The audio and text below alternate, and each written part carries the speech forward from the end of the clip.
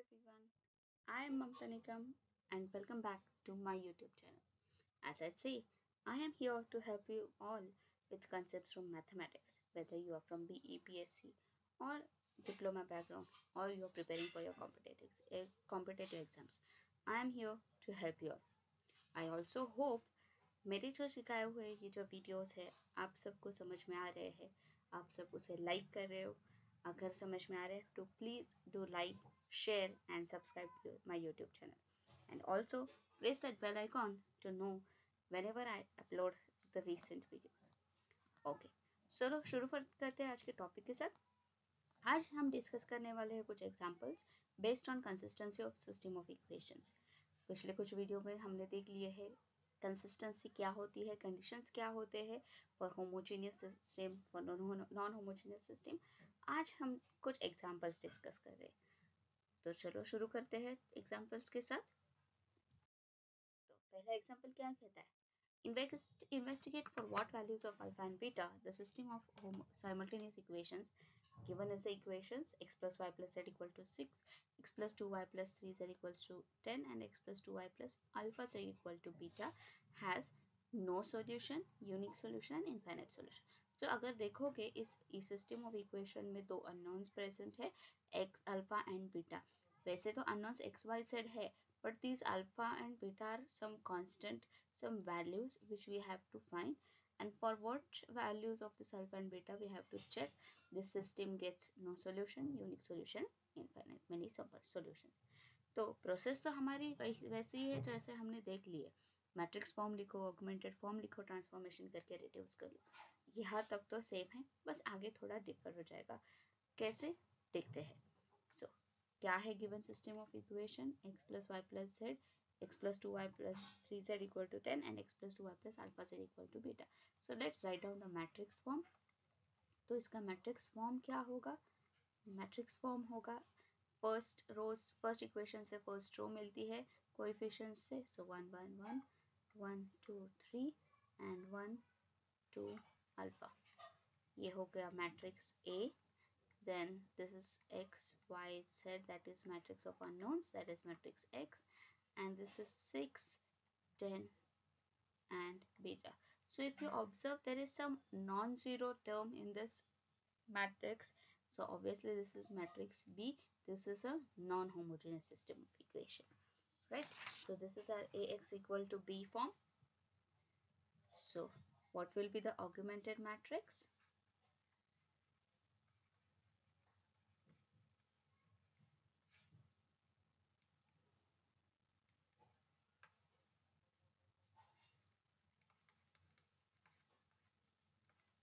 1 1 1 1 2 3 1 2 alpha and 6 10 beta.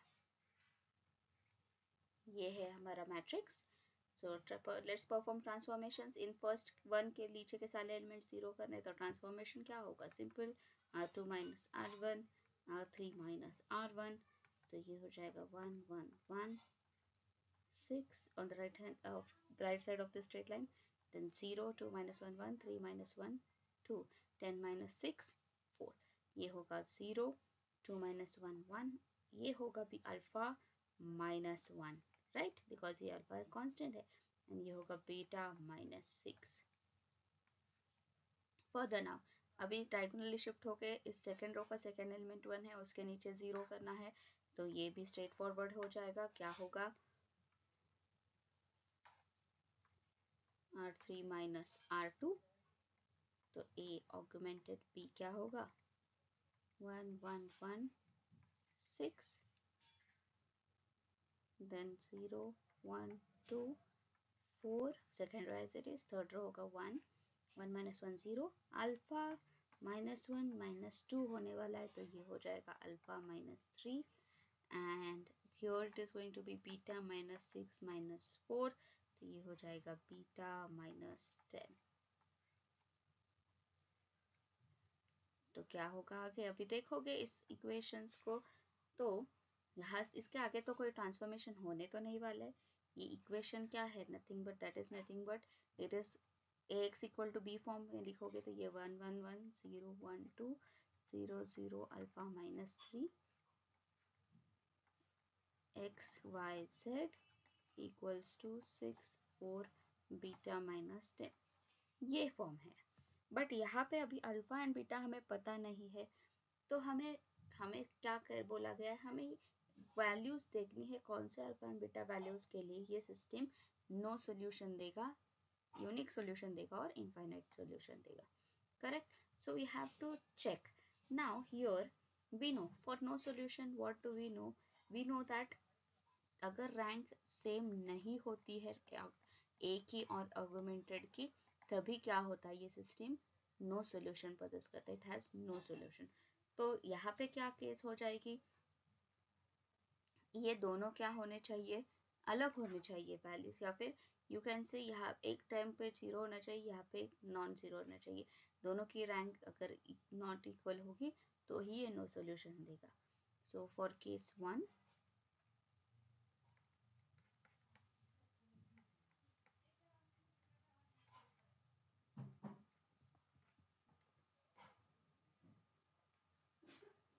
when does it happen, it happens when rank of A is not equal to rank of A augmented B, correct.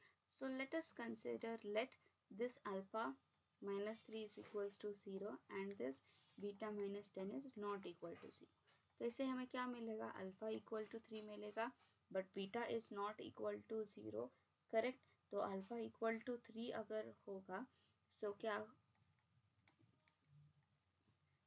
हो जाएगा, alpha minus 3 0 है तो alpha equal to 3 substitute करोगे इस equation में, from star equation क्या हो जाएगा, ये फ्रॉम स्टार इक्वेशन अगर अल्फा की वैल्यू 3 सब्स्टिट्यूट करोगे तो हमें क्या मिल जाएगा, रैंक ऑफ ए मिल जाएगा 2, whereas rank of beta is not equal to 10, so it is any value not equal to 10, means it can take be 1 2 3 anything but not 10. so यहाँ पे कुछ वैल्यू मिलेगी, suppose beta equals to 2 consider कर लिया तो ये होगा 2 minus 10 that is 8।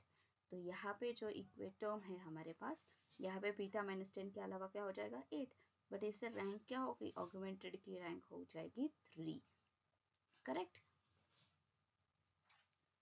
So rank of A augmented हो जाएगा 3। तो rank of A is not equal to rank of A augmented B, correct, and therefore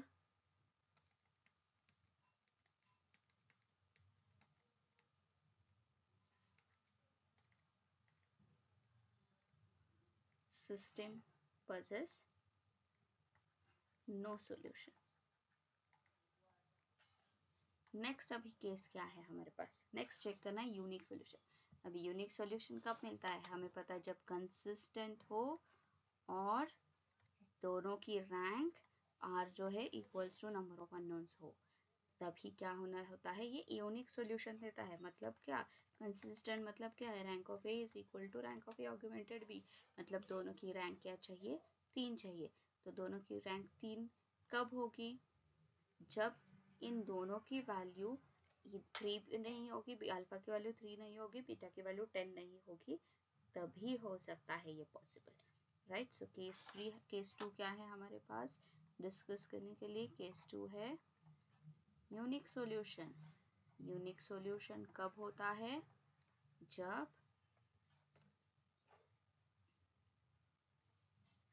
rank of A is equals to rank of A augmented B and this rank is equal to number of unknowns इस case पे। So let us consider alpha is not equal to 3 and beta is not equal to 10। So alpha not equal to 3 है, beta not equal to 10 है। So suppose हमने consider कर लिया particular value alpha is equals to 2, beta is equals to 1, तो ये क्या हो जाएगा, ए ऑगमेंटेड हो जाएगा 1 1 1 0 1 2 0 0, अल्फा माइनस 2 माइनस 3 माइनस 1 हो जाएगा, एंड ये होगा 6 4 बीटा क्या है 1, तो 6 4 minus 9, and now we observe that rank of A is equals to 3, rank of A augmented B is equals to 3, and this implies that rank of A equals to rank of A augmented B. Also R, that is rank 3, is equals to N, that is number of unknowns.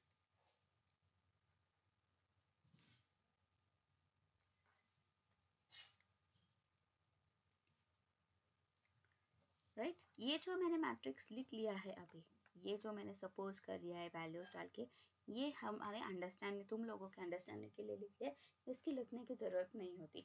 ये आप directly lambda alpha not equal to beta not equal to 10 condition use करके भी direct ये statement लिख सकते हो।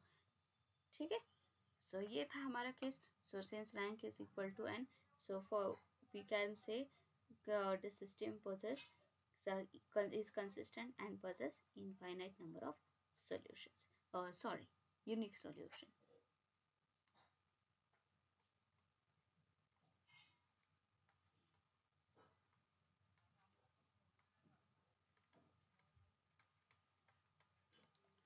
Let us consider case 3.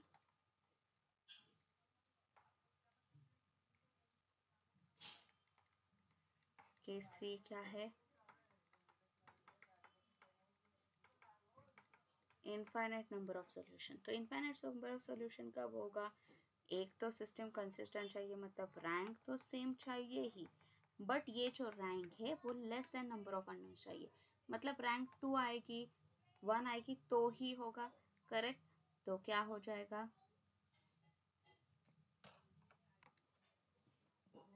क्या होगा कंडीशन? अभी रैंक क्या चाहिए हमें? 2 आनी चाहिए। मतलब ये कब पॉसिबल है? जब अल्फा क्या है? अल्फा की वैल्यू 3 है और बीटा की वैल्यू 10 है, ये तभी पॉसिबल होगा। देखो, अल्फा वैल्यू 3 डालोगे, बीटा की वैल्यू 10 डालोगे, तो ये क्या हो जाएगा मैट्रिक्स? ये हो जाएगा मैट्रिक्स, ऑगमेंटेड मैट्रिक्स हो जाएगा 1 1 1 0 1 2 0 0 0 एंड 6 4 0। करेक्ट? इससे हमें पता क्या चल रहा है? इससे rank of A and rank of A augmented B क्या हो रहा है? 2 हो रहा है, which is less than n, that is number of unknowns, and therefore we can say system is consistent and possess infinite number of solution। ठीक है, ये क्लियर है सबको क्वेश्चन? चलते हैं आगे के क्वेश्चन के, देखते हैं क्या है आगे का क्वेश्चन। इस क्वेश्चन में स्ट्रेट फॉरवर्ड क्या दिया है? Solve the system by matrix inversion method. हमने जो एग्जांपल्स पिछले बार डिस्कस किए थे वहाँ पे सारे बार रिडक्शन मेथड यूज किया है। अभी यहाँ पे इन्होंने प्रिसाइजली बताया है कि ये जो भी सिस्टम है उसे मैट्रिक्स इन्वर्जन मेथड से सॉल्व करो। मैट्रिक्स इन्वर्जन मेथड से सॉल्व करो मतलब क्या? इनवर्स फाइंड आउट करके, ए इनवर्स की वैल्यू फाइंड आउट करके सॉल्व करो। ठीक है, ये तो बहुत आसान हो गया। और ये इनवर्स कब हम निकालते हैं? इनवर्स तभी निकालते हैं जब number of equations is equals to number of unknowns, right? So we have here number of equations equal to number of unknowns, right? 3 equations दिए हैं 3 unknowns के साथ, तो ये inversion method हम apply कर सकते हैं। So let us write down first in matrix form। Matrix form से लिखने से हमें क्या मिल जाएगा? ए मैट्रिक्स मिल जाएगा। तो मैट्रिक्स फॉर्म क्या होगा? फर्स्ट रो से फर्स्ट इक्वेशन से first row 1 1 1 2 3 -1 and second third equation से थर्ड रो 1 -1 1। ये है मैट्रिक्स ए। देन अननोन्स का matrix X Y Z matrix X, and ये है 0 -5 4, that is matrix B again. Why B? Because this is a non-homogeneous system, कहीं पे 0 0 0 नहीं, null matrix नहीं है, राइट? तो ये हो गया हमारा मैट्रिक्स फॉर्म। अभी इस मैट्रिक्स से हमें पता चल रहा है कि what is matrix A. A is the matrix 1 1 1 2 3 minus 1 1 minus 1 1, ये मैट्रिक्स ए है। तो अभी इन्वर्जन मेथड के लिए हमें चाहिए ए इनवर्स, और ए इनवर्स के लिए चाहिए डिटर्मिनेंट। अगर डिटर्मिनेंट की वैल्यू नॉन जीरो होगी तो ही अप्लाई होगा। तो नॉन जीरो कब है या नहीं वो चेक करना होगा। सो डिटर्मिनेंट की वैल्यू क्या होगी? डिटर्मिनेंट होगा 1 1 1 2 3 माइनस 1 1 माइनस 1 1, सॉरी,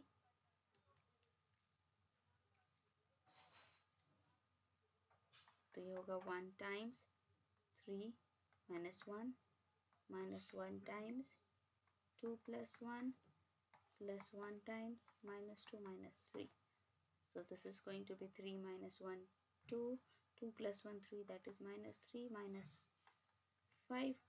तो ये क्या होगा? डिटर्मिनेंट हो जाएगा -6 which is not equal to 0. तो ये केस वैलिड है, हम इनवर्स फाइंड आउट कर सकते हैं। तो इससे पता क्या चल रहा है? This tells us that system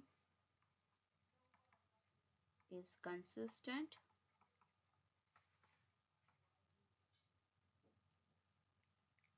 also. Here we know that A inverse exists, and since A inverse exists, the system will possess कौन सा solution? A unique solution. How will we get that solution? By the equation x equals to A inverse B. तो इस equation को रिवैल्यूएट करने के लिए अभी चाहिए A inverse. So what is the formula of A inverse we have? So we know, हमने inverse of matrix कैसे निकालते हैं वो देख लिया है। अगर आपको पता नहीं है तो प्लीज़ वॉच माय चैनल। इसमें भी डाल दूंगी मैं लिंक, आपको मिल जाएगी। इनवर्स मैट्रिक्स कैसे सॉल्व करते हैं, एग्जांपल्स के डिस्कस जो भी किया है उस वीडियो की लिंक मिल जाएगी। सो ए इनवर्स क्या होता है? इनवर्स होता है 1 upon determinant of A into adjoint of A.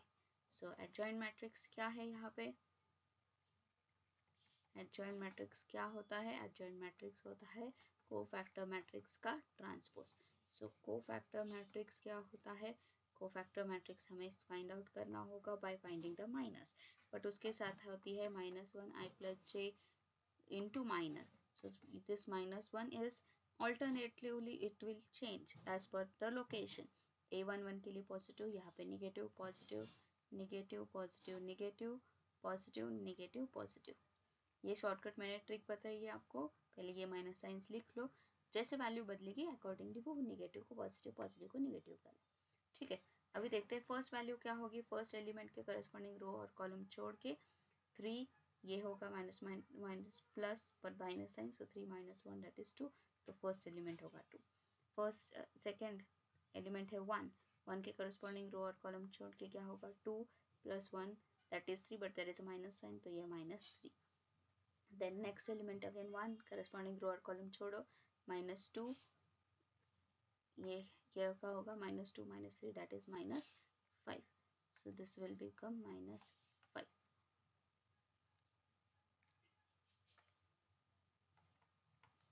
Next is 2, 2 के करस्पॉन्डिंग रो और कॉलम छोड़ दो, ये होगा 1 plus 1 that is 2, but there is a minus sign here, तो ये होगा -2।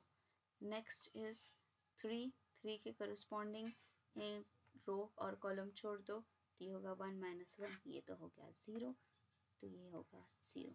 नेक्स्ट इज -1, -1 के करस्पॉन्डिंग रो और कॉलम छोड़ दो, -1 that is -2, but there is a sign here, there is negative, that तो ये हो जाएगा +2।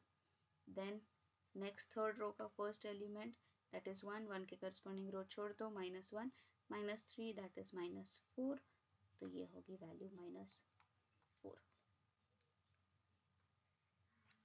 देन -1 के करस्पॉन्डिंग रो कॉलम छोड़ दो, -1 -2 that is -3, but there is a minus sign here, तो ये होगा +3। एंड देन लास्ट एलिमेंट 1, 1 के करस्पॉन्डिंग रो और कॉलम छोड़ दो, 3 - 2 दैट इज 1, तो ये होगा 1। तो ये मिल गया हमें कोफैक्टर मैट्रिक्स। अभी इसका ट्रांसपोज मतलब क्या? ट्रांसपोज मतलब रोज को कॉलम, कॉलम में रोज में लिख, कॉलम को रोज में लिख सकते हैं, उसे कहते हैं ट्रांसपोज। ट्रांसपोज का भी मैंने ऑलरेडी वीडियो कर लिया है, आप मेरे चैनल पे देख सकते हो। So therefore adjoint of a matrix क्या होगा? एडजॉइंट होगा 2 - 2 - 4 - 3 0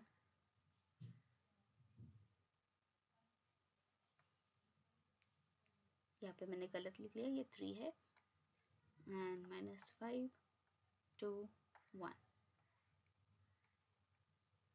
so now therefore A inverse क्या होगा? Therefore A inverse होगा 1 upon determinant that is -6 into the matrix 2 - 2 - 4 -3 0 3 -5 2 and 1। ये मिल गया हमारे पास A inverse। Either you can multiply this -6 into the matrix or you can keep it as it is, no issue। अभी ये तो मिल गया है, but हमें चाहिए क्या? x चाहिए, दैट इज अननोन्स चाहिए x y z। So therefore x is equals to A inverse B। तो A इनवर्स B मतलब -1 upon -6 into this matrix 2 - 2 - 4 -3 0 3 -5 2 1 into the matrix B that is 0 -5 4। Matrix multiplication करना है, matrix multiplication नहीं आ रहा है, कैसे करना है, कंफ्यूजन है, तो मैट्रिक्स मल्टीप्लिकेशन का भी वीडियो मैंने बना लिया है, please go to my channel and check it. तो ये होगा 1 upon -6, then first row and the column 0 minus minus plus, तो ये होगा 10 and -8। Am I going right?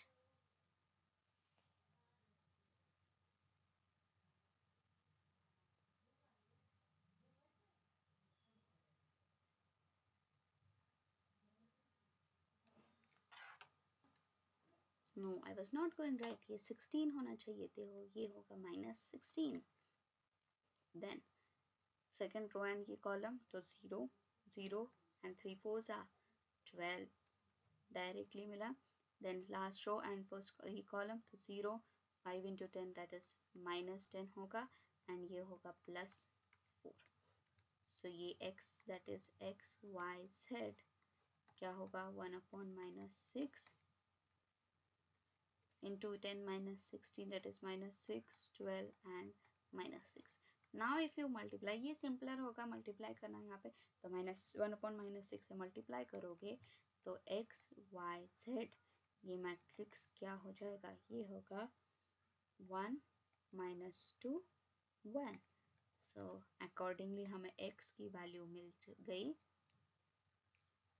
1, y की वैल्यू मिल गई -2 and z की वैल्यू मिल गई 1। So this is your solution set for the given system of equation।